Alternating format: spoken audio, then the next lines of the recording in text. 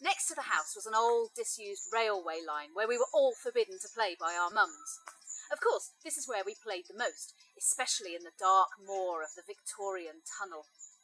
Although the last train had passed along here in 1973, the track still lay there, rusting and overgrown with rosebay willowherb and nettles.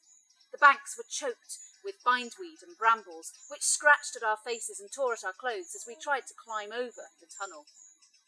More often than not, we would challenge ourselves to go through the tunnel. Balancing on the rails or jumping from sleeper to sleeper, idle chatter of adamant, green flash trainers, space dust and plastic Smurf collections would falter as we became choked by the quiet fear.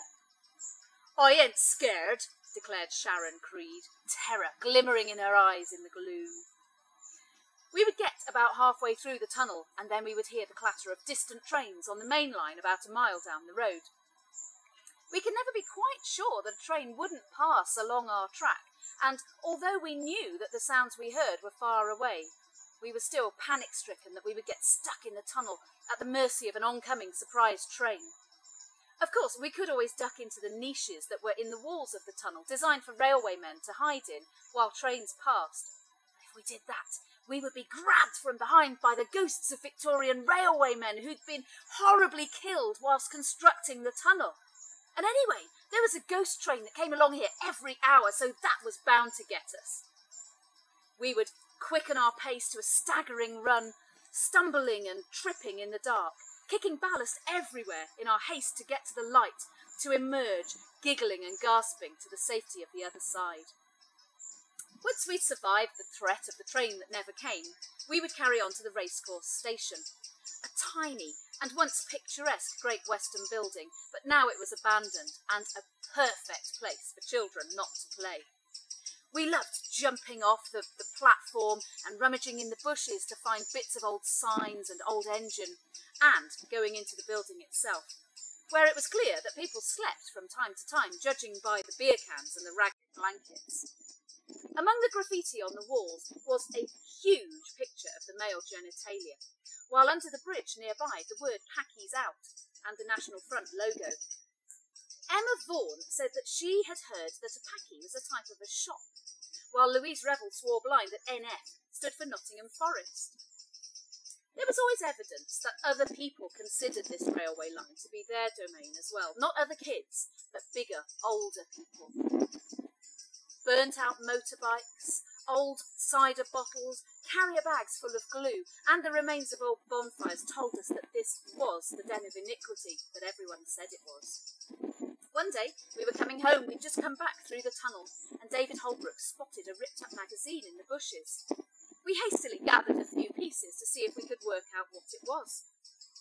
Our hopes that we had gleaned a free copy of Lookin' were dashed as we sifted through the glossy fragments of flesh and curly hair and squashed strawberries. Curiously, we gathered as many pieces as we could, desperate to make sense of the image. Suddenly, a nipple, a belly button, and some toes, and some other bits that we just simply could not identify, turned our quest into a police hunt for a butchered murder victim. "It's like the Yorkshire Ripper," said David. "He cuts up naked ladies and he leaves them in the bushes." "They ain't ladies," interrupted Sharon Creed. "Them's prozzies. They makes men pay to kiss 'em." After a lot of head-scratching, debate and argument, we decided our picture was worth a bit of further investigation, so we gathered all the pieces and took them home to sellotape them together.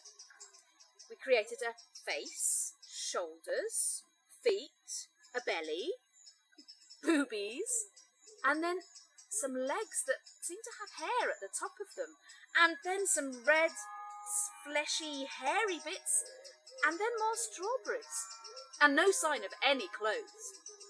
We came to the definite conclusion that this was a prozzy, but it was David Holbrook who managed to make sense of this shiny red hairy flesh. We couldn't work out why she had hair there, and why had she squashed strawberries all over herself. Her expression was one that we had never seen before. She was clearly out of breath, and she looked either in pain or very surprised. We took our disjointed porno queen to Tracy Greenwood's mum to see if she knew why she had strawberries squashed all over her thingy. And the object of such painstaking and careful work was snatched cruelly away from us and stuffed in the kitchen bin. Needless to say, we fished her out later on when her mum wasn't looking, but she was now streaked with bean juice as well as strawberries. We took her back to the railway and we put her back exactly where we had found her. And we checked her every day. After a few days, she was gone. But her image still lives on in my head. In fact, I think I would still recognise her if I ever met her.